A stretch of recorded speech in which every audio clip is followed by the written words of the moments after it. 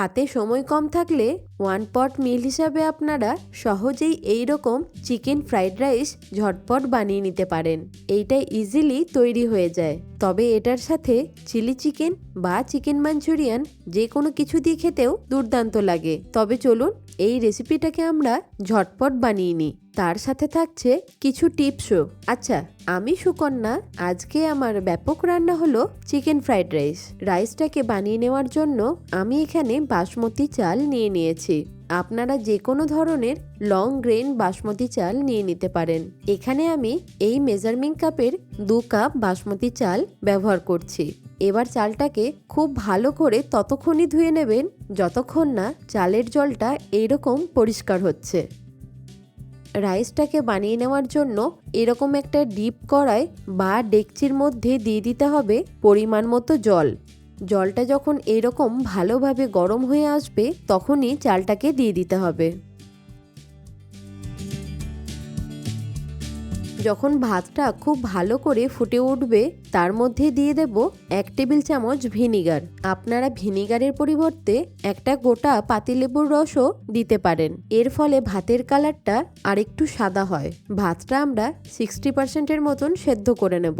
গ্যাসের ফ্লেমটাকে হাই রেখে 7 থেকে 8 মিনিট ভাতটাকে ফুটিয়ে নেওয়ার পর আমি একটা চালকে ভেঙে দেখাচ্ছি। দেখুন ভাতটা মাঝখান থেকে এইভাবে ভেঙে যাচ্ছে।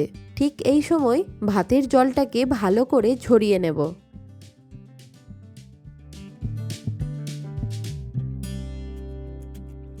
এবার একটা সাইডে ভাতটাকে ঠান্ডা হতে দিয়ে আমি কিছু সবজি কেটে নিচ্ছি। এখানে একদম সিম্পল কয়েকটা ভেজিটেবলস নিয়ে নিয়েছি। প্রথমে নিয়ে নিয়েছি 1/3 বাঁধাকপি, তার সাথে নিয়েছি একটা গাজর। এছাড়া একটু কালারফুল করার জন্য নিয়ে নিয়েছি একটা রেড বেল পেপার।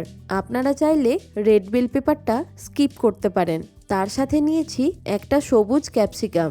এবার এই সবজিগুলোকে আমরা একটু সুন্দর করে কেটে নেব। প্রথমে বাঁধাকপিটাকে কেটে নিচ্ছি।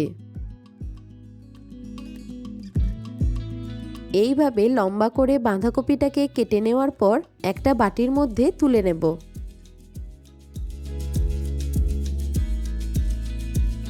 এবার রেড বেল পেপারটাকেও ছোট ছোট ডাইস করে কেটে নিচ্ছি।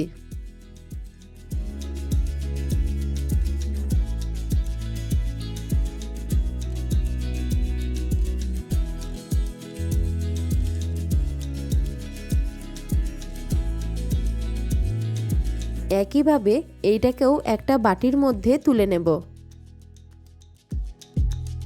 সেম অ্যাজ গ্রিন ক্যাপসিকামটাকেও কেটে নিচ্ছি।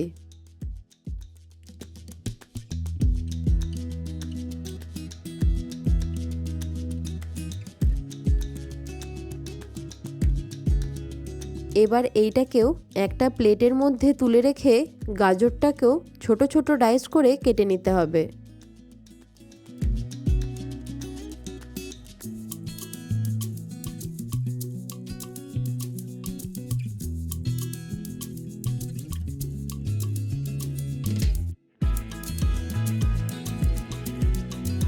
আমাদের সমস্ত ভেজিটেবলসগুলোকেই সুন্দর করে কেটে নেওয়া হয়ে গেছে।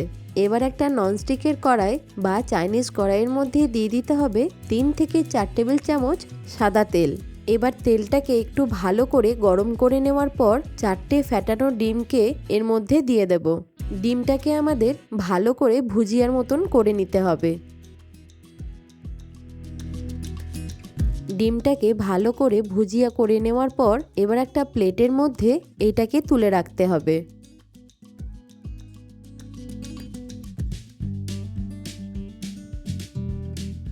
আবারও ওই কড়াইয়ের মধ্যে দিয়ে দেব 3 থেকে 4 টেবিল চামচ সাদা তেল। তেলটা ভালোভাবে গরম হয়ে গেলে তার মধ্যে দিয়ে দিচ্ছি 2 টেবিল চামচ আদা রসুন কুচি। এবার এই আদা রসুনটাকে জাস্ট হালকা একটু ফ্রাই করে নেব। যেহেতু আমরা চিকেন ফ্রাইড রাইস বানাচ্ছি তাই চিকেনটাকে এরকম ছোট ছোট কিউব করে কেটে এই আদা রসুনের সাথেই ভেজে নেব।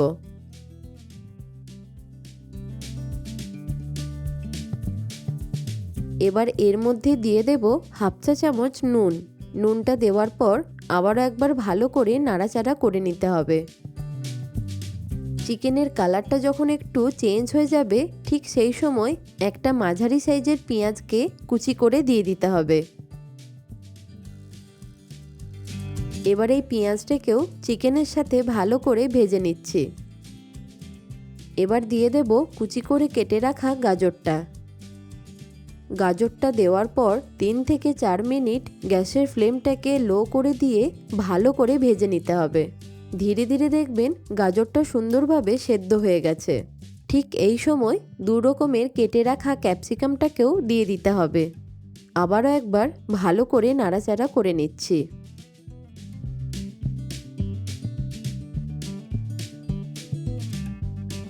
এবার লাস্টলি বাঁধাকপি কুচিটাকেও দিয়ে দিচ্ছি। এই সময় গ্যাসের ফ্লেমটাকে হাই করে দিয়ে সবজিগুলোকে 1 থেকে 2 মিনিট ভালো করে নাড়াচাড়া করে নেব। সামান্য একটু ঝালের জন্য এছাড়া আরেকটু ফ্লেভারের জন্য দিয়ে দিচ্ছি 1 চা চামচ গোলমরিচের গুঁড়ো। তাছাড়া দিয়ে দিতে হবে স্বাদ মতো নুন। এবার দিয়ে দিচ্ছি 1 টেবিল চামচ সয়া সস। তার সাথে দিচ্ছি 1 টেবিল চামচ ভিনিগার। এছাড়াও দিয়ে দিচ্ছি 1 টেবিল চামচ ওয়েস্টার সস, তবে এটা আপনারা নাও দিতে পারেন। আর দিয়ে দিচ্ছি 1 টেবিল চামচ টমেটো সস। এবার এই সবগুলোকে খুব ভালো করে একবার ফ্রাই করে নেব। ফ্লেমটাকে অবশ্যই হাই করে রাখতে হবে। ভালো করে নাড়াচাড়া করে নেওয়ার পর দিয়ে দেব ভেজে রাখা ডিমগুলোকে। ডিমটা দেওয়ার পর সব কিছুর সাথে একবার ভালো করে নাড়াচাড়া করে নেবেন।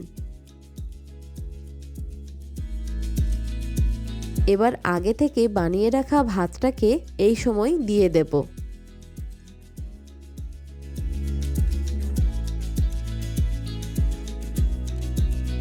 ভাতটা দেওয়ার পর ফ্লেমটাকে হাই করে রেখে ভালোভাবে সব কিছুকে মিশিয়ে নিতে হবে। দেখলেন তো আমরা কত সহজে ইজিলি তৈরি করে ফেললাম এই চিকেন ফ্রাইড রাইসটা। এবার সবার লাস্টে ওপর থেকে একটু স্প্রিং অনিয়ন কুচি দিয়ে দিচ্ছি। এই স্প্রিং অনিয়নটা দেওয়ার পর আবার একবার ভালো করে নাড়াচাড়া করে নিচ্ছে। তৈরি হয়ে গেল আমাদের একদম super tasty chicken fried rice. এটা চাইলে শুধুই খাওয়া যায়, আর নয়তো যে কোনো গ্রেভি চিকেনের সাথে খেতেও দুর্দান্ত লাগে। আশা করি আপনাদের এই সহজ রেসিপিটি নিশ্চয়ই ভালো লাগলো। এই রকম আরও নতুন নতুন রেসিপি দেখতে হলে অবশ্যই কমেন্টে জানাবেন। ভালো থাকুন, সুস্থ থাকুন আর দেখতে থাকুন ব্যাপক রান্নাঘর।